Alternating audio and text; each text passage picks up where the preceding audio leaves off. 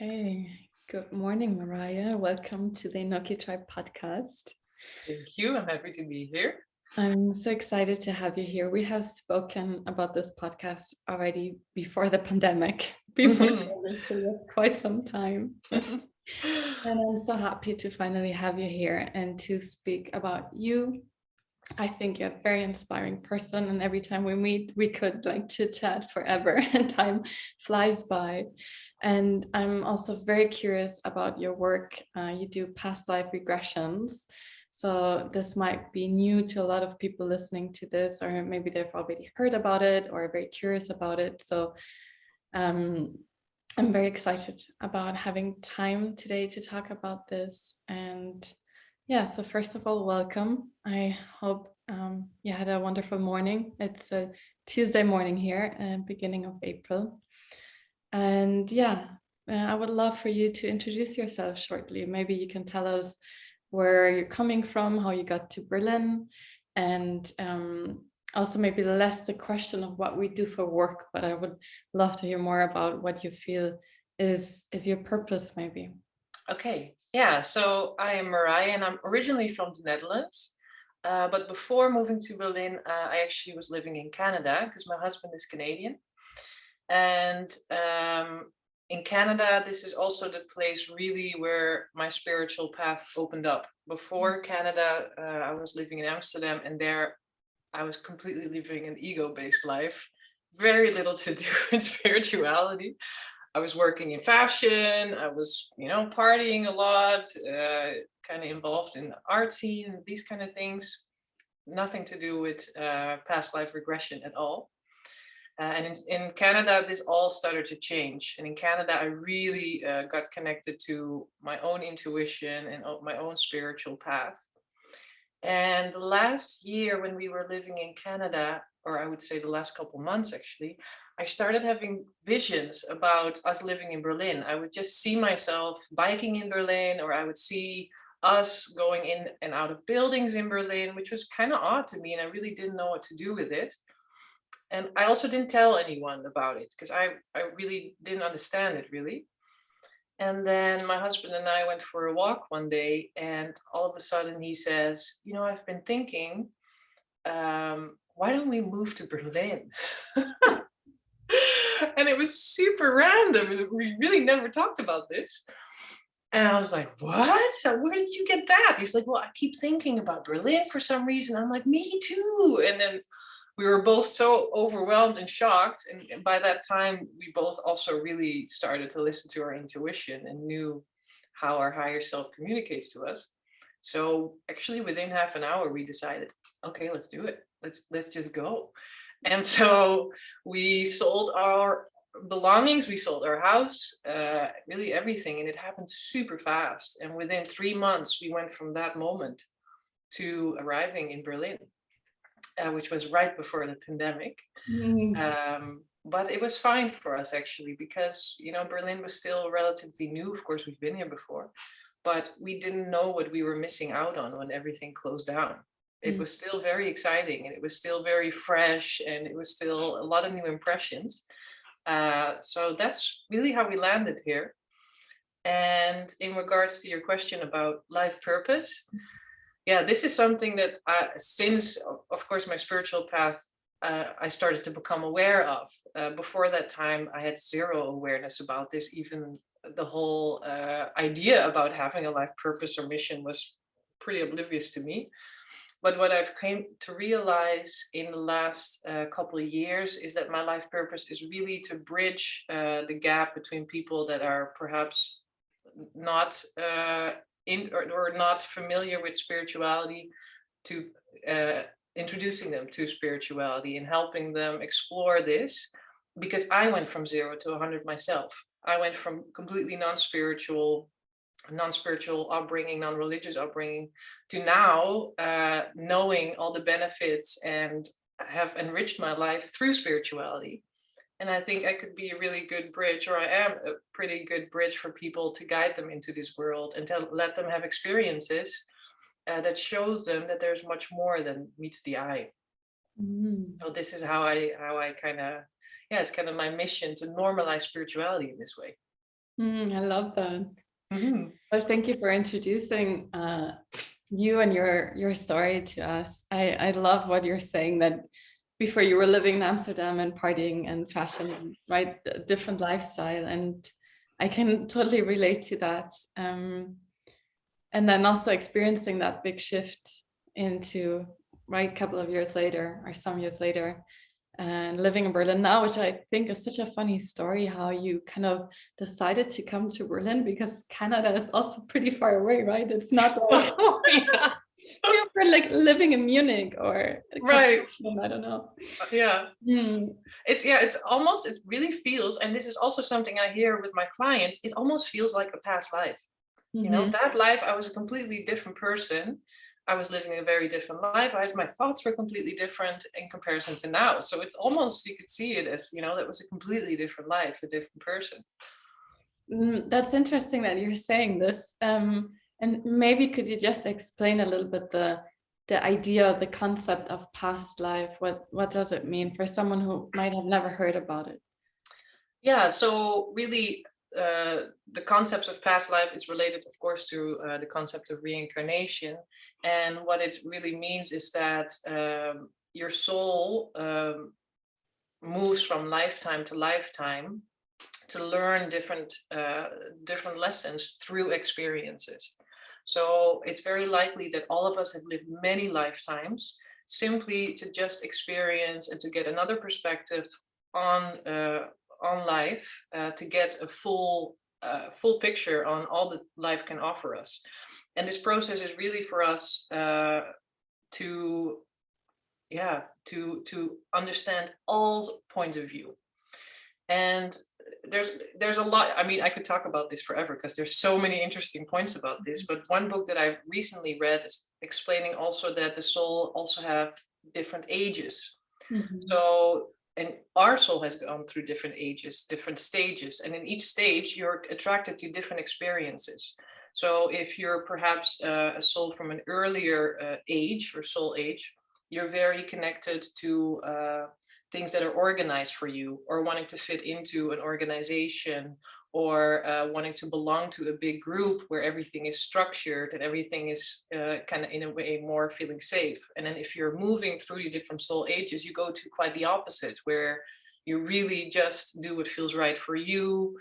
You're quite committed to your authenticity, not so much in the realm of wanting to fit in anymore. And it's really interesting to see these different phases that we're going through. Also, this is something you can, of course, see in past lives, because it shows the evolution of the soul throughout all these different stages. And what I find really fascinating too with this concept is that it's completely pointless for us to judge the people around us, because everybody is just going through their different experiences. And we've all been there and we all go through there. And it's not to say that, oh, I'm an old soul, I've lived many lives, so I must be better than a young soul. It could be that I needed a lot more lives to understand some lessons that young souls perhaps do in way fewer lives. So there's no judgment. It's just going through these different experiences to learn from. And everybody does it in their own way. But for me, that really changed the perspective on my whole thinking. Because now I saw that everything is really neutral, you know, and there's really no point to judge something or to even put it in a box or anything, because we're all just going through life to experience different things.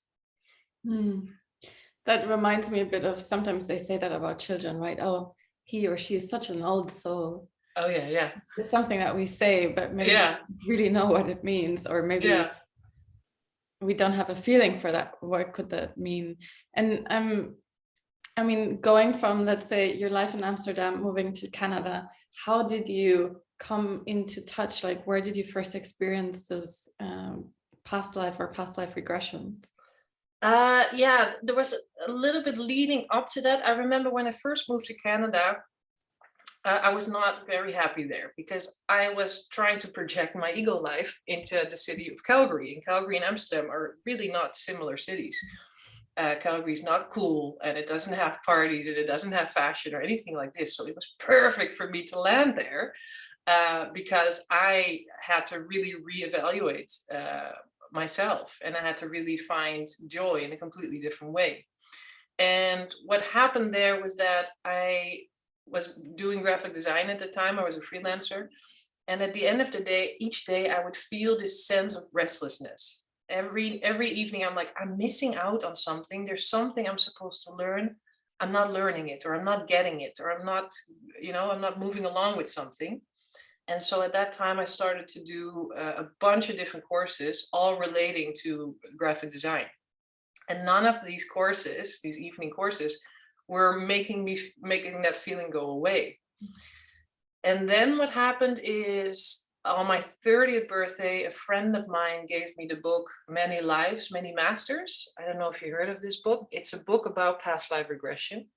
And it's really the perfect book for me at the time, because it's a book about this doctor from an Ivy League school.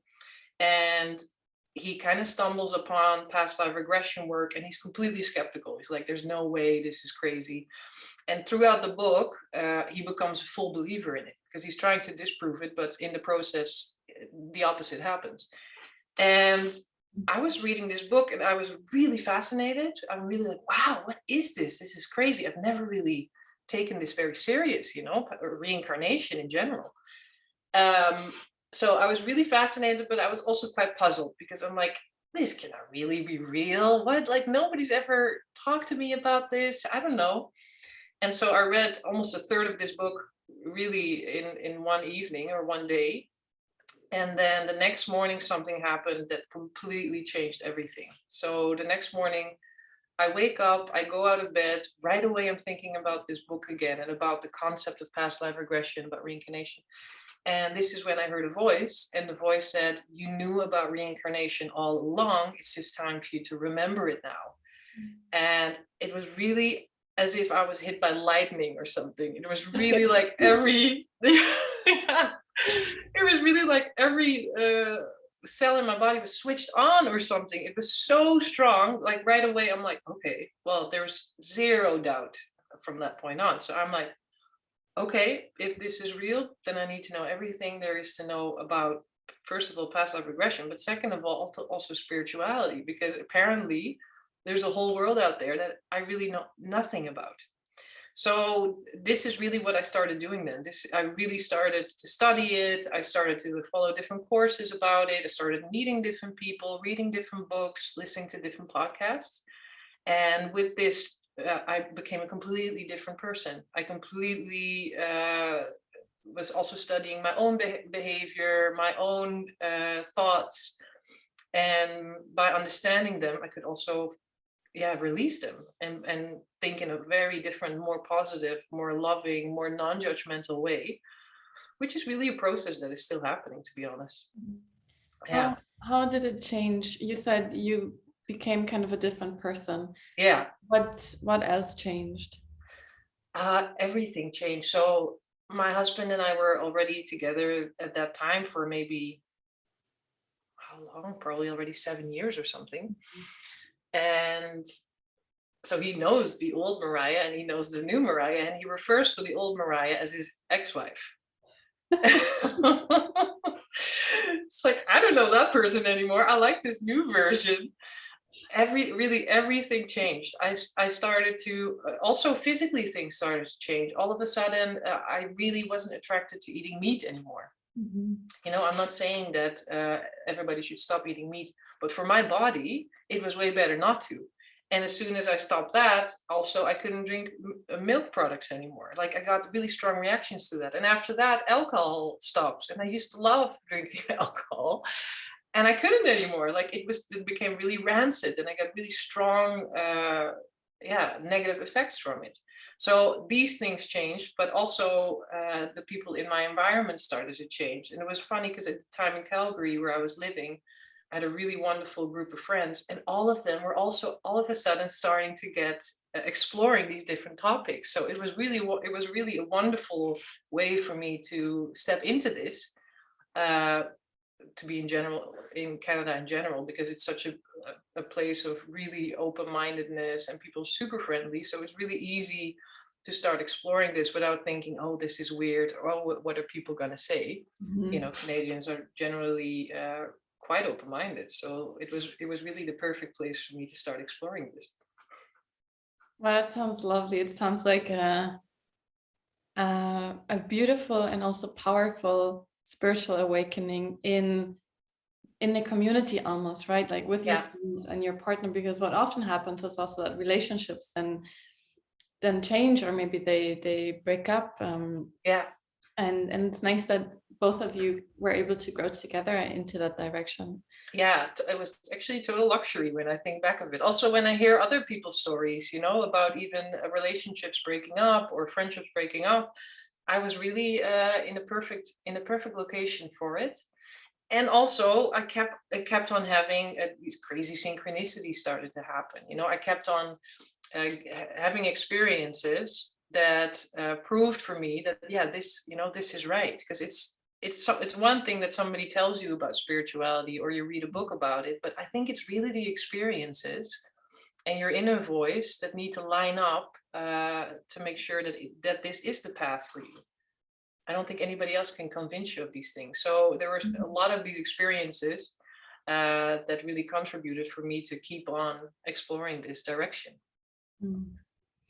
And maybe there are people who are listening to this and they have the feeling they had something like a past life experience, or maybe a dream or a vision or a voice coming, as you mentioned. How could you imagine that, like in your daily life, that a dream that you have or something that might be connected to a past life? So it's quite common for past lives, or at least snippets of a past life, to show up in a dream. Mostly, though, our dreams are symbolic, and past lives are not so much symbolic. So that's a big difference. When people have past life experiences, it can also happen when you're perhaps meeting someone that you've met before, that all of a sudden you feel a very strong connection. It could be that all of a sudden there's a memory that pops up between you and this person. It could be a really little snippet. It doesn't have to be that you get the full insight into a whole life, but maybe there's just a snippet that you see. Personally, I've also experienced spontaneous past life memories when I'm in a certain location where that past life has taken place. The interesting thing is that human consciousness and the consciousness of Earth has been rising, which means that our awareness is much bigger now than what it was before. To give you an example, when my teacher, Dolores Cannon, was doing past life regressions, she started in the early 60s. She would do a regression with someone, and that person would be completely unconscious during the regression. They would be blacked out, so to speak. So coming out of the regression, they wouldn't remember anything. And in the last 20 to 15 years, this has completely changed because the consciousness has been getting bigger and bigger. And so now people do a regression and they're fully aware. They're still fully aware of who they are right now. They are aware I'm sitting next to them, because they can now hold and access information in a conscious way that before they couldn't. So perhaps, if you follow this trend, I'm thinking, or I'm pretty excited about this, to think that, we are all going to have much more access to information like past lives going forward. I think the big thing for us to be able to access it, though, is to have space in our life. And that is, I think, one of the biggest, I would say, dangers, is that there's so much information pollution. There's so much information coming through our phones, through our computers, through social media, that we are completely packing our brain and our minds with so much information that it's really hard for anything spontaneously to show up. I think that's the biggest thing. And therefore, it happens in dreams that past lives show up because our conscious mind is gone at this time. We're not taking in any information. So now we're giving room to whatever might show up, which sometimes is just processing of what has happened during the day. Sometimes it is messages from beyond to guiding us with something. And sometimes it's a past life snippet that has some sort of information about something that's going on in your life. Usually it's not quite random. Usually it really shows you something about maybe a relationship with someone that you're in, or maybe a situation you find yourself in, or some inspiration on what to do in your next step. But it is quite likely, and the beauty of these things is that you can also say you have a snippet in a past life, in a dream. You can ask, why is this shown to me? What do you want me to do with this information? I mean, I highly recommend people asking these questions to themselves in perhaps a meditative state, or perhaps right in that moment when it's showing up and you're waking up realizing it, because we all have access to get information from within. You don't need to look for outside for these answers. We just need to start making it a habit to ask these questions internally. So I have two follow-up questions. One, you said we don't give ourselves the space, right? Because we're too busy. So maybe an idea how to make more space for this. And also, could you give an example of one of these snippets, like maybe something you or someone else experienced, to have an idea how this could look like, either in a dream or something else? Yeah, for sure. So in my past life regressions, I offer group regressions and one-on-one regressions. And in a one-on-one regression, the last part of the session, we go first through a past life. And in the last part of the session, we ask the higher self of that person to come forward and speak directly through them. So in a past life regression, it's really the client that is experiencing everything. I'm not seeing the past life for them. They are experiencing it. Could be through feeling, but for some it's also seeing things. And then when the higher self comes through, it's also coming through them. So in my everyday life, I talk to a lot of people's higher selves. And so I always ask my clients to bring a list of questions with them that they would like for me to ask their higher selves. And usually questions also relate to, hey, how can I sharpen my intuition? Or how can I, be more aligned or feel more centered, or how to stay more close to my mission? And therefore, I know about this information pollution. I like this word. It's been used a couple of times because the higher self often says this. It often says, well, there's no space here. Every minute of the day is being filled up with some sort of happening around you. And the advice usually is, turn your internet off for a couple hours a day. It's pretty simple, I really like to play around with that. Sometimes I do the whole weekend that I shut everything off. I'll let people know, I'm fine. If you're calling me, I'm going to be, you're not going to be able to reach me. And of course, the conscious mind is going to be like, oh yeah, but what if something bad happens? Or, maybe somebody needs to reach me. It's all nonsense. It's all just trying to, distract you again. Because the more you will be in alignment and the more space you have for your intuition, the less control the ego mind will have. So there could be very likely an internal battle about this. But as long as you keep choosing love and not this fearful, stressful voice, you're moving into the right direction. So it's really quite simple. And honestly, ask these questions to yourself. Maybe for other people, the answer would be to walk into nature without your phone for an hour a day, or to only turn on your phone after 11 in the morning, or, whatever. There will be a customized version of this question for each person. And to give you a personal example of a spontaneous past life snippet, I've, of course, underwent many past life regressions myself. So in those, I really get the full picture of a past life.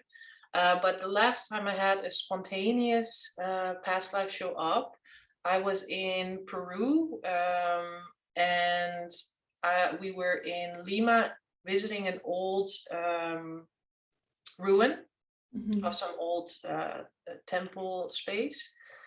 And we're walking there, and all of a sudden I see we're in a guided group, and I'm kind of like behind everyone, and we get to an area, and I all of a sudden see this area. I see myself as a little boy, almost pretty much naked, running around the different slopes of this area. And there was like a market going on there.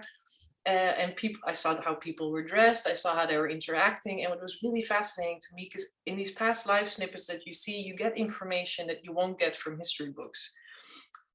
Besides that, you also get an emotional imprint. So it's not just that you're experiencing something, you're also really emotionally feeling it. And this is usually the big difference between imagination and that which is a past life, because you're feeling the feelings of that person. And one thing that I found really interesting is what I saw. It was a really, really old civilization, dressed, not fully dressed. Like they had clothes on, and they were also quite refined, and they had a lot of decorations and stuff, but they didn't wear much on their bodies. Their bodies were quite, in a way, naked.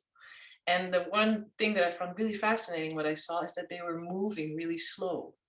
Everybody was moving really slow, talking really slow. All the movements in their bodies were just 4 times slower than what you and I are doing, what our normal is. And that was so fascinating. And I tried to stay in it for as long as I could, but everything was happening. The tour was going on, and I was out of it again. So I couldn't get much information. But I did get a lot of feelings, and this kept happening also moving through different places in Peru, that I kept feeling this really overwhelmed, emotional feeling like being home. So it was really interesting. Whenever I allowed space for it, it would really come up again and kind of, hit me again. Beautiful. Thank you for sharing that. Yeah, of course. And regarding to give ourselves more time, this is also something that I've been contemplating a lot. And before we started this recording today, we were speaking about Vipassana and longer days of meditation and spending longer days in silence without speaking or interacting with other people. And since that time, I did my Vipassana in Thailand. I do have that longing again to have more of that space, and also trying to implement more of that space into daily life, because we cannot always fly off to Thailand to do a Vipassana or somewhere else, right? But this voice inside of me that is saying, take more time, take more space, is very active. So I know what you're talking about. I can feel that myself. And I also know that the more time and space I give myself, the more creative ideas are flowing in. Also, of course, the more connected I feel to myself and to my own intuition. Maybe I wouldn't call that yet like a past life experience or anything, but I have that feeling. And actually, now that I'm talking about it, because I do a lot of womb work, right? We connect to our womb and to our yoni. And when connecting to my womb, I had experiences where she is speaking to me, and where there is almost like this older wise woman like living inside of my body, living inside of my womb, and she is taking on, or she has been taking on, a lot of pain for me. And like kind of gathering that pain, holding it, because I wasn't able to hold all of it. And when I connect with her, I can allow a bit of that pain come up and take it away from her again, because now I'm ready to feel it. And so this image just came up because I think this can happen when we allow for that time and that connection to our body, and to experience these things that might sound a bit weird or crazy, but when you just feel them, right? You said you were feeling these emotions, then nobody else can convince you that it's fake, or you cannot convince other people, but it's something that you've experienced, and therefore it feels real to you.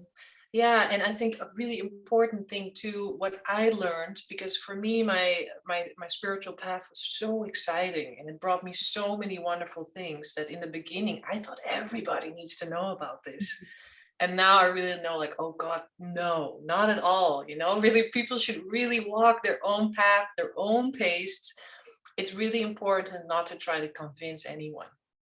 That was such a big lesson for me, to be like, no, people, and that's the thing. Everybody has their own higher self. Everybody has their inner wisdom, their inner being, their inner connector, however you would like to call it, and know that they're in the best of hands with their higher self. And whenever they are ready to connect more to it, something will happen in their life that will trigger them to create this space. Or there will be a curiosity, and they will, want to try to experience with this. and all of a sudden find, oh, I also have my higher self voice. I don't need to go to do any session with anyone. I can just connect to this voice on my own. And this is actually something that the higher self often says, I would say almost in every session lately. It always asks for my clients to connect to it more. Make space, make some room. And you don't have to go into a whole big ceremony or ritual or even meditation, but you just have to create a little bit of space where you feel calm and centered, not too distracted, and then ask questions, whatever question, and trust the very first thing that comes to mind. And that's really the wonderful thing also with kids. Often they do still have this access.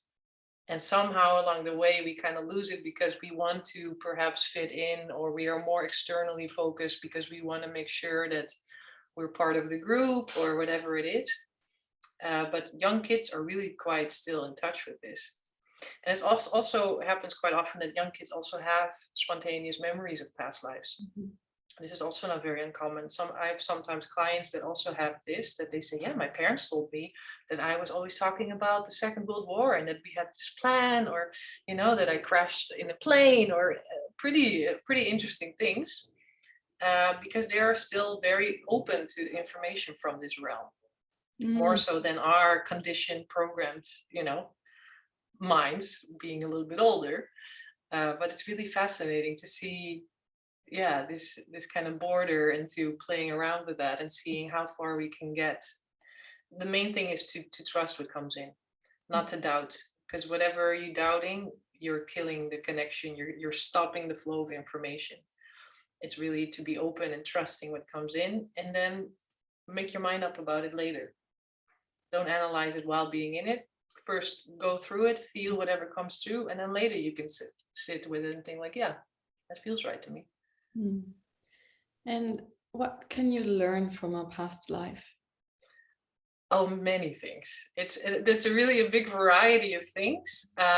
So in my regressions, I always leave it up to the higher self of that person to show them whatever is most, first of all, relevant, but also most beneficial for that person to see. So there's different regression kinds. And in the regression technique that I work with, we really leave it up for the higher self. And I personally like to work in this way because the higher self really knows the person more than they know themselves. They also love the person more than anything. And therefore, they're very protective also over the person. So they know exactly what is going to be helping them or what's going to be too much. It's very likely we've all also had very shitty past lives where we perhaps ourselves were shitty persons, or we went through experiences that have been quite traumatic. Could very well be, very likely actually. But it's not to say that this is what's going to be showing up in a past life regression in the kind that I practice. So in a past life regression, whatever people are going to see, it always relates to something going on in their life right now. And sometimes it shows it by example to say, hey, you've done this before. You can do this again. You can choose for yourself again. You don't have to stay in a situation that you don't like. You can take the leap of faith. Sometimes it's the opposite, that it shows, you went on and you didn't choose for yourself. And you ended up leaving that life with this feeling. So it can be in two of the different ways.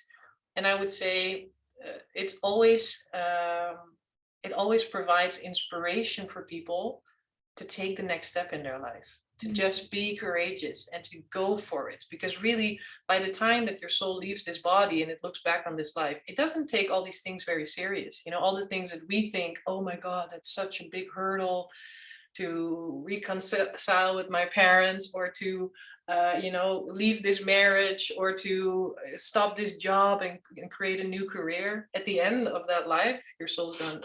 It really thinks like, yeah, what was the big deal there? Why don't you just do it? But for us, while being in it, it's really intense. So we're like, holy shit, but what does that mean for me? And am I losing myself?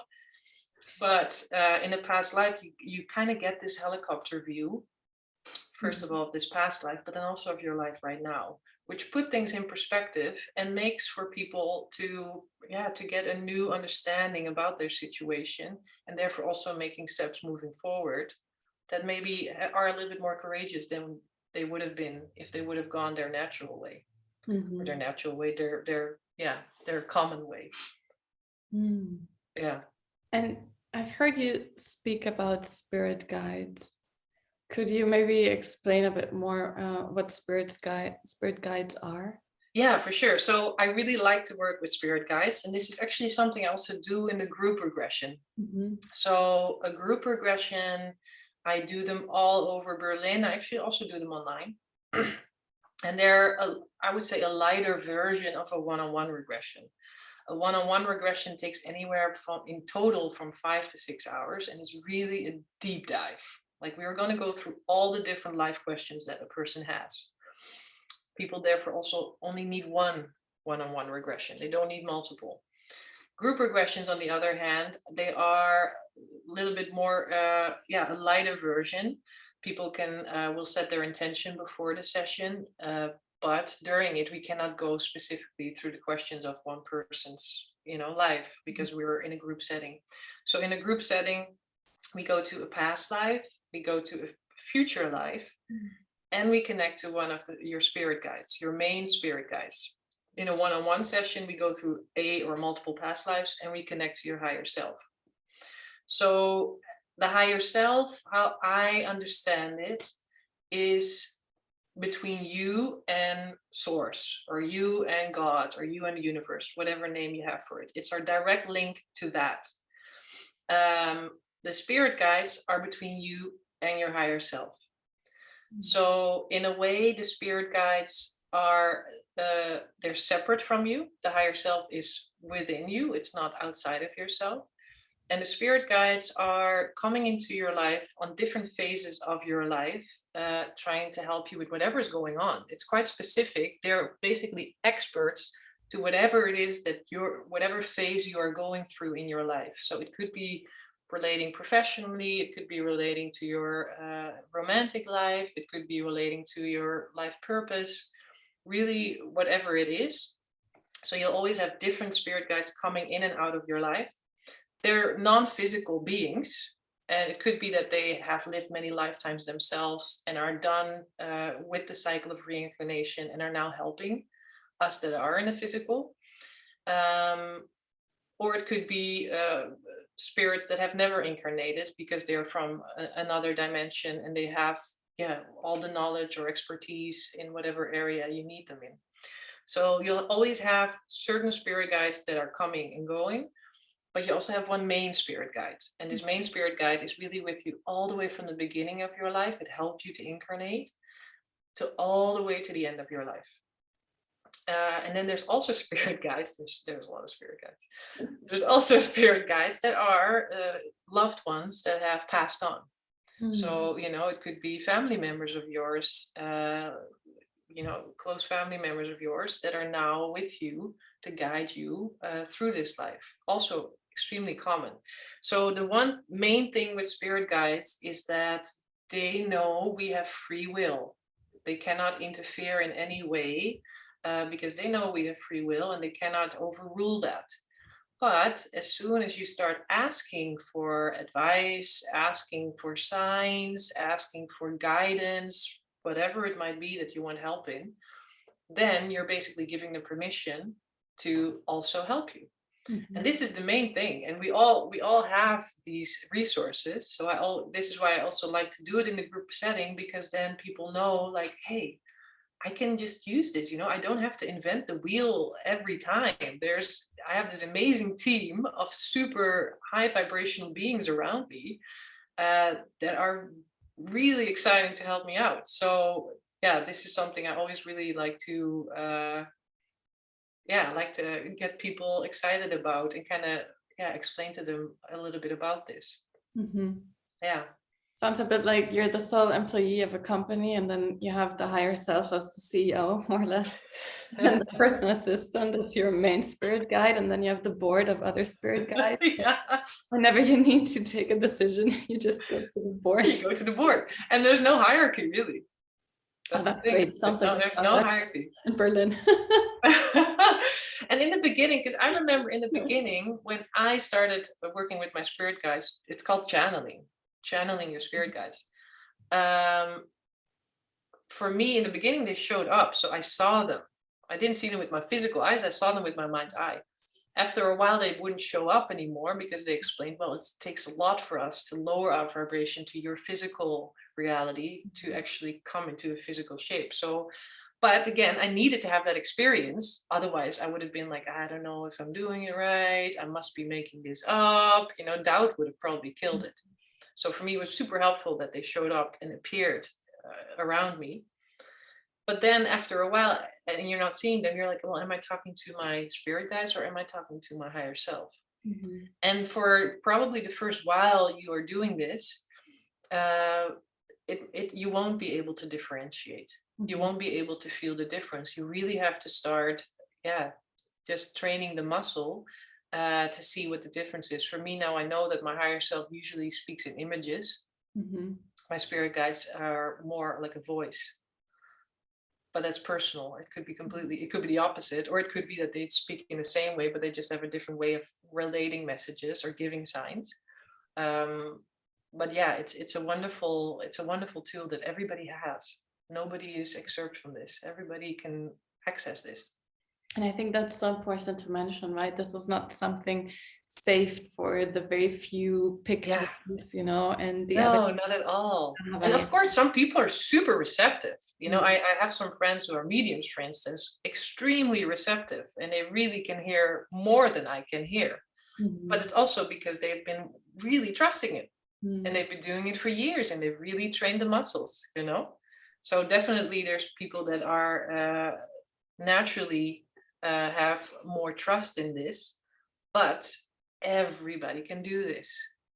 Mm-hmm. And I personally think, what a wonderful world would it be if we just grow up and, get stuff like this in school, like, get a whole semester on, or whatever, maybe it's before the break, everybody connects to their higher self and let the higher self speak and, create their intention for the day, or give them some love or some advice or whatever it might be. Mm. I do feel we're moving into that direction. I do notice that there's a lot more people that are open-minded and that are very curious about these topics and are having, these synchronicity experiences that are opening up to all of this. So I'm pretty positive when I think about our future. Me too, actually. I was just thinking and talking about it yesterday with someone who's a teacher, and we were arguing a bit like how could actually school be in the future, right? Where you're not forced into this rigid structure and forced to learn specific things, but maybe be more open. It was just a discussion about sports or like PE and how horrible it was, and no space at all. And I always thought for a long time I'm a very unsporty person, and me too. I don't like sports until I discovered there's so much more than running a Cooper test, which in Germany we had that in Holland too. Horrendous. It's so frustrating. So now they're actually bringing meditation more into schools, right? They're already meditating with very young kids. So I think things are already changing and developing. So who knows? I know. It's pretty exciting. Mm-hmm. Yeah. I wanted to ask you, because we can see your beautiful background there, and this is where you do your one-on-one sessions, right? Yeah, this is my home office in Berlin. And here I can show you a little bit. I have this really amazing big triangle window. And here behind me is where I meet with my clients. And then here is where the session is. The session will be done lying down and people close their eyes. And I will be guiding them, but they're the ones experiencing it, not me. So they're the ones that are going through these different things. And the beauty of it is as well that you don't have to believe in past lives. You don't have to believe even in reincarnation. Mm-hmm. It's totally fine. Even if you're doubting it or you're completely saying, no, I don't think so. I have clients like this. In the beginning, I'm like, really? Why are you here then? But I was like, whatever, it must be their higher self inspiring them to pursue this. So I respect it. And it doesn't matter. They have equally successful outcomes and equally impactful experiences. So it's pretty fascinating to see this. Yeah, that's good to know. That's good to hear, probably. Yeah. Yeah, right. Might be a bit skeptical. And I'm also curious about your workshops. I've never taken part in any, but I would love to take part in one. And I think you have a lot of upcoming ones in Berlin right now. No, it's about I have one a per month. bunch. I have a bunch planned, and I kind of move through different yoga studios, also in different parts of the city. So it's all on my website, really, which is wondersnevercease.co. On the homepage right there will be all the dates. So some I do online on Zoom, and then some I do live in Berlin. So I have, in April, I have the 16th and the 24th. In May, I have the 8th and the 15th. In June, I have the 12th. And then also in July, I already have a date, which is the 17th. So usually I do them, every 3 to 4 weeks, something like this. And usually throughout the whole year. Wow, that's great. Yeah. So definitely an opportunity to try it out. Definitely, yes. Yeah. I still have one question for you, Maria. And that's the one from the last person I interviewed. Okay. And the question that she left for the next person to be interviewed was, who do you want to be right now? Okay. Yeah, that's an interesting question. So every year, around the end of the year, Clay and I, my husband and I, always do kind of an evaluation of the year. And then we also create our intention for the next year. And I think this is something that's been keep coming up, but my intention for this year was I am authentic. And with it, I meant really, I'm not gonna do things out of people pleasing. I'm really just gonna listen to my body, what it's telling me before I move along with something. So before I would perhaps just do something because I thought, oh yeah, that's a good thing to do.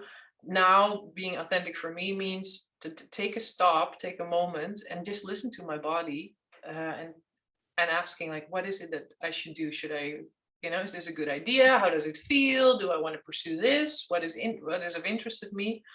And so this is really my theme in the year. So that's who I want to be right now. Yeah, that's beautiful. Thank you for sharing that. Yeah. It reminds me a bit of my meditation teacher now, actually, because he would often channel different spirits. Nice.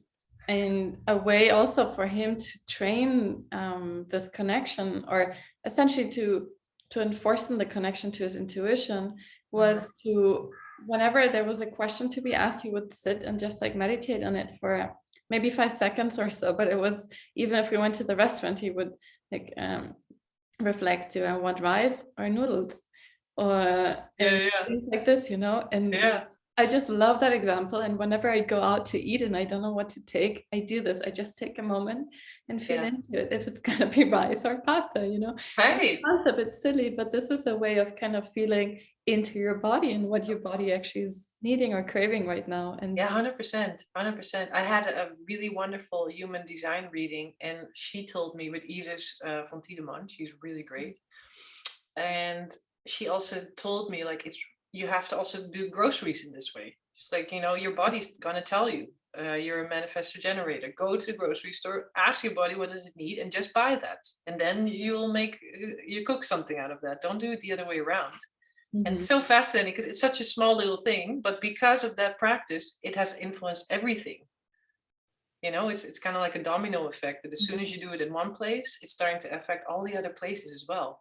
Yeah, I love that, because that's what I always say when I teach about sexuality. That if we learn about our needs and setting boundaries, it's not only in the bedroom, and it's not only related to sexuality and sex, but we will do it anywhere. We will do it in friendships, with the family, we will do it at work. Yeah. So this is not just something that you pick up and it fits one area of your life, but actually it will then have this domino effect. Yeah, exactly. And affect the rest of it too. Yeah, so cool. Well, very cool.